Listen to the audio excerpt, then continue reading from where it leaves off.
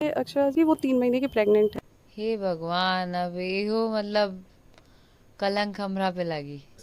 वो कह रही हैं तो सही ही कह रही होंगी। तो सब लोग तो बोलता है ना कि सही।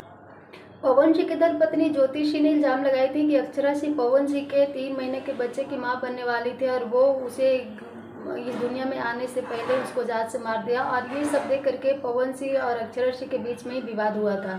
नमस्कार दोस्तों, राधे राधे। आई होप आप सब लोग अच्छे होंगे, मस्त होंगे, स्वस्थ होंगे। अगर चैनल पर नया है तो चैनल सब्सक्राइब करके एक प्यारे से लाइक कमेंट जरूर करें।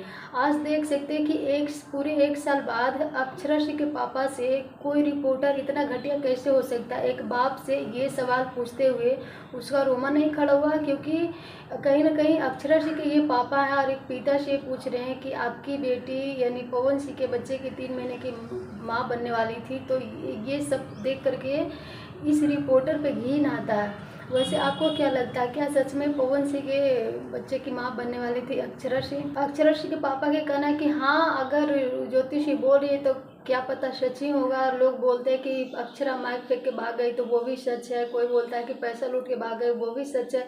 दुनिया में जो कुछ भी जितना भी लोग इल्ज़ाम लगाते हैं, जो भी अक्षरा के सर पे इल्ज़ाम लगाया जाता है, वो शायद सब के सब सच ही होगा।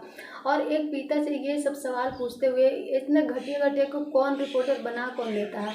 वैसे पवन सिंह और अक्षरा सिंह ज्योतिषी को विवाद अभी सुर्खियों में बहुत ही ज़्यादा बना हुआ तब से, जब से पवन सिंह के टीम के साथ अक्षरा सिंह दिखी है। सबको बस एक ही अंदाज़ा लग रहा है कि क्या फिर से पवन सिंह और अक्षरा सिंह दोनों एक होने वाले हैं। क्योंकि ये सब जितने भी कुछ हो रहे हैं अभी सोशल मीडिया पे, सब कुछ लग रहा है, ऐसा लग रहा है कि अक्षरा सिंह और पवन सिंह दोनों मिल करके ये गेम खेल रहे हैं। वैसे अपना राय जरूर दीजिएगा। Thank you.